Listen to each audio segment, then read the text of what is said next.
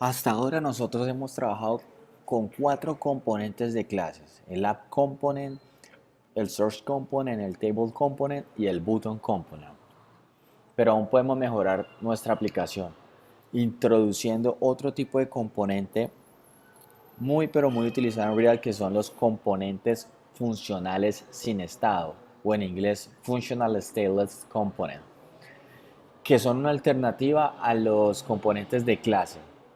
Entonces, vamos a hablar un poco de los componentes funcionales. Ellos básicamente toman una entrada y retornan una salida. La entrada son los props o las propiedades, y la salida es la instancia del componente, o sea, el JSX. Entonces, son muy parecidos a los componentes de clase. Sin embargo, los componentes funcionales son funciones y no tienen un estado local. Eso es una gran diferencia que tienen los componentes funcionales con los componentes de clase, y es que los funcionales no tienen un estado local. O sea, uno no puede acceder o actualizar el estado con this.state o this.setState, porque no lo hay, no está el objeto this en los componentes funcionales. Además, los componentes funcionales no tienen métodos del ciclo de vida de un componente, a excepción del método render, que es implícito de la función. Y sí, aún, o sea, en los componentes de clase, este está sobreescribiendo dos componentes del ciclo de vida de React, que son el constructor y el render. El constructor, que se ejecuta una sola vez en el tiempo de vida del componente cuando se instancia, y el método render, que se ejecuta cuando el componente arranca por primera vez y cada vez que se actualiza el estado del componente. El componente de clase, el class component en React, como bien saben, extienden de la clase base component y heredan los métodos del ciclo de vida de un componente. Y tiene estado local, y podemos usar el método, bueno, this.state o this.setState para actualizar ese estado. Ahora bien, vamos a hacerle un refactor a nuestro componente search y vamos a hacer que pase de ser un componente de clase a ser un componente funcional. Así que básicamente lo que vamos a hacer es, vamos a cambiar class por function. Vamos a decirle search, ya no va a ser extends. Vamos a decirle que search recibe un parámetro llamado props. Y vamos, ya no tenemos el método render. Entonces ya no tenemos el método render. Solo tenemos las props. Básicamente ese es nuestro componente. Si vamos al navegador, bueno, vemos que hay un problema con las props. Efectivamente, quitar el this, guardamos. Listo. Vemos cómo está funcionando. Ahora podemos incluso refactorizarlo aún más, y eso es una buena práctica, usando destructuring. Entonces, para evitar esta línea de hacer el destructure aparte, vamos a hacerla dentro de los parámetros.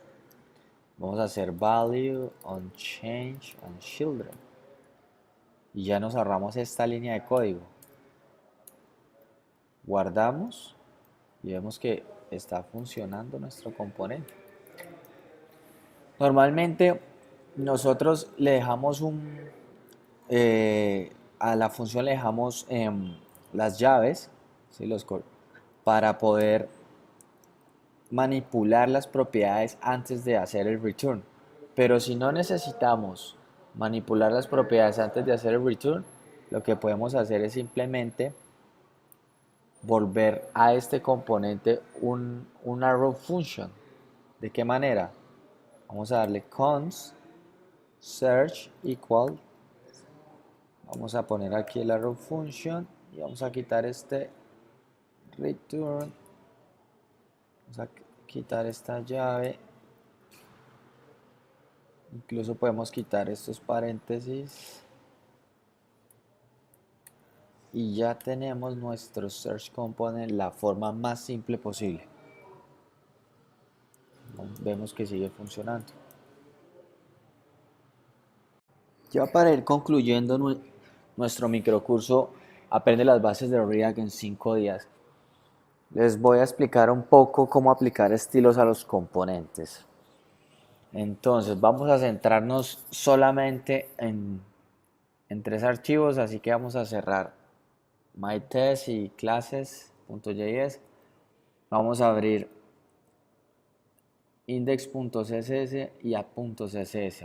Entonces, vamos a definir los estilos globales a toda la aplicación en el archivo index.css. Yo esos estilos ya los tengo previamente declarados, así que lo que voy a hacer es copiarlos. ¿Sí? Guardamos. Ahora, estos estilos aquí en index.css se aplican de manera global a toda la aplicación. Voy a definir estilos a nivel de componente en app.css. Entonces, voy a copiarlos. Los pegamos, guardamos. Y ahora nos vamos al componente app.js. Y vamos a empezar a aplicar estos estilos uno a uno. Entonces, aquí, en vez de div.className add, vamos a manejar page. Vamos a crear otro div. Vamos a poner ese div que encierra nuestro componente de search. Vamos a ponerle un className igual a interactions. Nos vamos ahora para la tabla, para el table component. Y vamos a aplicar los estilos de table. Entonces vamos a decir que esto es un div class name igual a table, y aquí a este div, el div que representa cada ítem de la lista, vamos a aplicarle el estilo table row.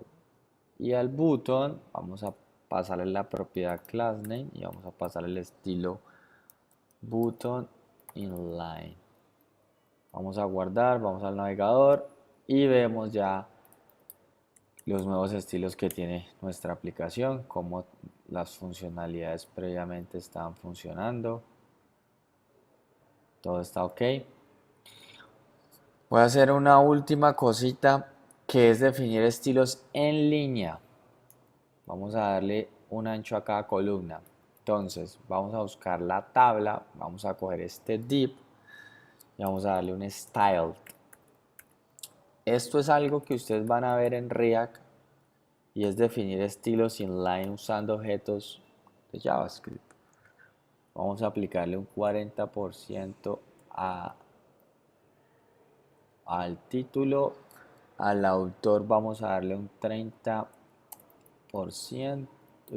Un 30%. Aquí. Sí, un 30%. Vamos a darle a los comments. Vamos a copiar nuevamente un 10%. Un 10% a los points. Y un 10% al button. Para que sea mejor, vamos a manejarlo aquí así, de esta manera.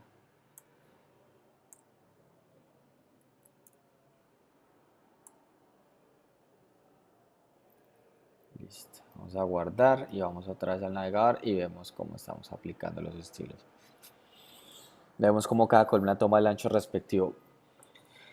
Hay una mejor manera de hacer esto que de declararlo de manera inline. Podríamos definir unas constantes. Las constantes pueden tener los valores, por ejemplo, large column igual, y aquí podemos poner el valor del width. Vamos a decir que es un 40%. Listo. Vamos a hacer lo mismo. Podemos decir un mid column igual a un width de un 30%. Y podemos hacer un cons small column del 10%.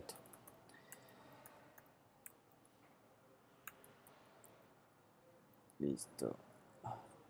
Y lo que podemos hacer ahora es, en vez de declarar esto inline, vamos a llamar a nuestras constantes. Large column, mid column, y aquí va a ser small column small column y small column. Guardamos y volvemos al navegador y todo sigue funcionando como estaba. Y con esto concluimos nuestro microcurso de React.